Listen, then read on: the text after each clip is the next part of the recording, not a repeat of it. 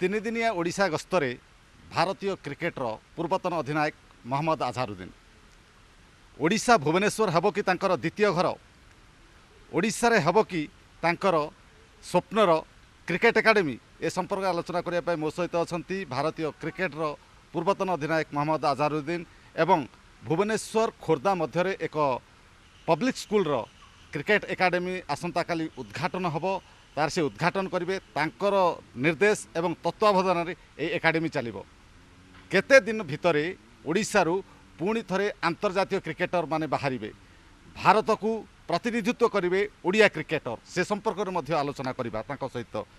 Sir जी ओडिशा को आपको स्वागत है। Thank you very much. Azhar ji बताइए ये भुवनेश्वर ओडिशा आपका सेकंड होम होने के लिए जा रहा है क्या? कोशिश तो यही कर रहे हैं। अब देखिए अभी बड़ी खुशी हो रही कि फिर से भुवनेश्वर आए हूँ। लास्ट ईयर भी आया था, उसके बारे में क्रिकेट एकेडमी के बारे में बात हो रही थी, लेकिन थोड़ा कोविड की वजह से थोड़ा लेट होगा। IIS जो स्पोर्ट्स एकेडमी है उसके लिए आऊँगा, उसके जे स्कूल से स्टार्ट करेंगे।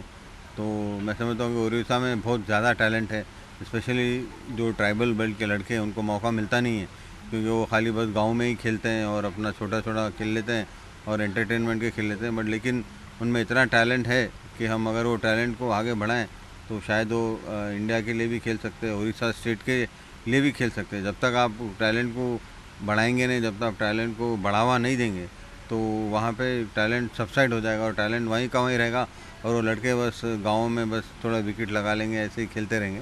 बट लेकिन बहुत उम्मीद है कि हमें इस IIS स्पोर्ट्स एकेडमी में काफ़ी लोग आएँ और मुझे भी खुशी होगी कि मैं उनसे इनको सिखाऊंगा।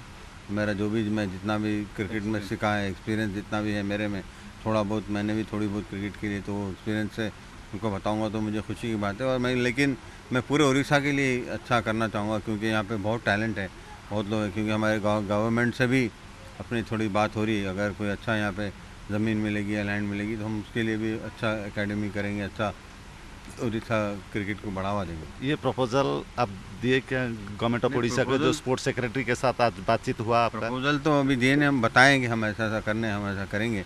लेकिन अगर वहाँ से अगर पॉजिटिव, मैं सोचता हूँ कि मुझे तो लगता है कि पॉजिटिव रिस्पॉन्स आएगा, क्योंकि उड़ीसा काफ़ी स्पोर्ट्स में बहुत आगे है।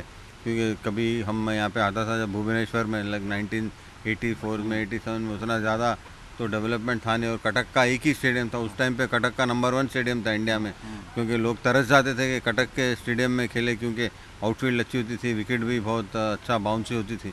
बट लेकिन अभी मैं समझता हूँ कि भुवनेश्वर भी कैपिटल सिटी, यहाँ पे भी क्रिकेट का स्टेडियम होना चाहिए। तो कोशिश यही रहेगी कि हम यहाँ पे अच्छा करें। और जैसा कि आपने देखा स्पोर्ट्स को बहुत बढ़ावा देते हैं यहाँ पे, क्योंकि नया इतना अच्छा कलिंगा स्पोर्ट्स स्टेडियम है, हॉकी के लिए है और काफ़ी दूसरे एथलेटिक्स के लिए है, बैडमिंटन है, स्विमिंग भी है। तो यहाँ से काफ़ी लोग दूसरे स्पोर्ट्स में आगे बढ़ रहे हैं। तो मुझे बहुत खुशी की बात है, क्योंकि मैं समझता हूँ कि दूसरे स्पोर्ट्स को भी बढ़ावा देना चाहिए, आगे करना चाहिए उनको, क्योंकि वहाँ पे भी हर लड़का तो क्रिकेटर बन नहीं सकता।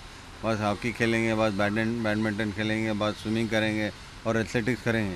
तो मैं समझता हूँ जब तक आप इंफ्रास्ट्रक्चर और फैसिलिटीज़ प्रॉपर नहीं देंगे तो टैलेंट उभर के आना, अगर आप टैलेंट को आप कभी भी उभर के आने नहीं दे सकते। क्योंकि जब खेलते थे वो टाइम अलग था, हम कहीं पे भी खेल लेते थे, कोई प्रॉब्लम नहीं होती। आजकल इतना एडवांस हो चुका है गेम, अब इतने कमर्शियल इतना ज़्यादा हो चुका है और पैसे भी इतने आए हुए हैं गेम में। तो ये खुशी की बात है कि स्पॉन्सर इतना गेम को सपोर्ट कर रहे क्रिकेट को।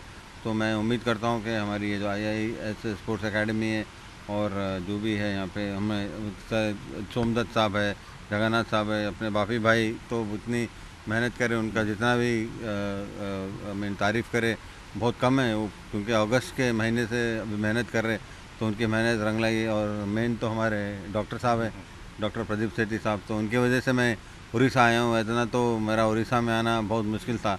डॉक्टर साहब ने मुझे हर बार मतलब उड़ीसा में आओ, उड़ीसा में आओ, उड़ीसा में करेंगे, उड़ीसा में करेंगे। तो उन्होंने इतना प्यार और मोहब्बत मुझे दी है और मैं उनका बहुत बहुत शुक्रगुजार हूँ कि उड़ीसा में लेके आए। और बापी भाई है और जो सोमदत्त साहब है और जगन्नाथ साहब भी और जितने भी लोग इन्वॉल्व है इस प्रोजेक्ट में, मैं उनका बहुत बहुत शुक्रिया अदा करता हूँ। उन्होंने एक बहुत अच्छा स्टेप लिया है। उन लोग सबकी एक ही सोच है कि उड़ीसा को आगे बढ़ाना है स्पोर्ट्स में और क्रिकेट में। तो मैं उनके साथ हूँ और अगर मेरी तरफ से मैं कुछ भी अगर उड़ीसा क्रिकेट के लिए कर सकता हूँ, क्योंकि उड़ीसा का क्रिकेट एसोसिएशन भी है, तो मैं शायद उनसे भी बहुत लोगों से भी मिलूँगा। और मुझे एक अच्छा सुनहरा मौका भी है उड़ीसा में आगे मिलने का। देवाशीष मोहंती से जो मेरे साथ खेले, मैं उनसे भी मुझे मिलने का शर्फ हासिल होगा आज। अगर दास होंगे तो दास से भी मिलने का शर्फ हासिल होगा। मैं उम्मीद कर रहा हूँ कि सबसे मिलूँ, क्योंकि काफ़ी दिन से मैं मिला नहीं हूँ। शायद मेरे ख्याल में 1-1.5 साल हो गए देवाशीष से मिल के, बट लेकिन खुशी होगी उन लोग सबसे मिल के मुझे, और उड़ीसा क्रिकेट एसोसिएशन के बारे में भी मालूमात होंगी। तो मैं यही उम्मीद करता हूँ कि मैं यहाँ पे अच्छा करूँ, और आप लोगों का सपोर्ट रहेगा। स्पेशली मीडिया का तो बहुत सपोर्ट होना चाहिए, क्योंकि मीडिया अगर सपोर्ट करेगी तो मीडिया के सपोर्ट से और दूसरे का कोई सपोर्ट लेने की ज़रूरत ही नहीं है। बहुत कम सपोर्ट, मीडिया अगर सपोर्ट होगी और पब्लिक का सपोर्ट रहेगा तो हम इंशाल्लाह ज़रूर उड़ीसा को आगे बढ़ाएंगे। आज़ाद जी बताइए, अब जो बात बोल रहे थे कि महांती, देवाशीष महांती, शिव सुंदर दास, उनके बाद में बहुत गैप हो गया। अब वही तक तो कह रहा हूँ। कि उड़ीसा से कोई इंडिया को रिप्रेजेंट करने के लिए, प्रज्ञान ओझा खेला उड़िया है, लेकिन हैदराबाद से जाके वो खेला।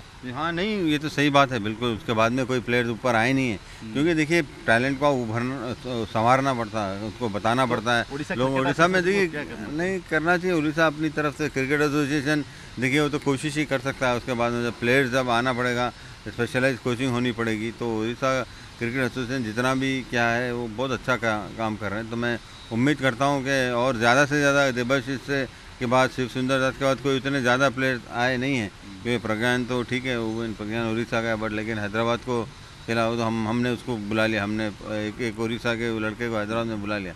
तो बट लेकिन देखिए, जैसा मैंने इससे पहले भी कहा कि मैं अगर टैलेंट अच्छा है, अगर उसको सही बताएंगे, सही फैसिलिटीज़ देंगे, सही मौका देंगे, तो बिल्कुल टैलेंट आगे बढ़ेगा। आज जो स्पोर्ट्स सेक्रेटरी के साथ बात हुआ, तो पॉजिटिव है कि गवर्नमेंट ऑफ उड़ीसा आपके प्रपोजल को रिकमेंडेशन मिलेगा? नहीं देखिए, पॉजिटिव तो बिल्कुल पॉजिटिव है। तो हमें स्पोर्ट्स को बढ़ावे के लिए ही बात किया, क्योंकि अगर स्पोर्ट्स अगर गवर्नमेंट की हेल्प होगी, कोई भी ऐसा एसोसिएशन नहीं है जहाँ पे अगर गवर्नमेंट की हेल्प नहीं होगी तो कोई एसोसिएशन नहीं चला सकते। क्योंकि गवर्नमेंट की हेल्प होना पड़ता, क्योंकि गवर्नमेंट लैंड देती है तो स्टेडियम बनते हैं। हैदराबाद में भी वही है, दूसरी जगह भी जाइए, हर जगह गवर्नमेंट का तो हेल्प होना पड़ता है। जब गवर्नमेंट हेल्प करती है तो जब भी जाके एक अच्छी फैसिलिटी बनती है, और जो परमिशन होते हैं वो सब थोड़ा सा अगर जल्दी मिलते रहें तो काम जल्दी होता है।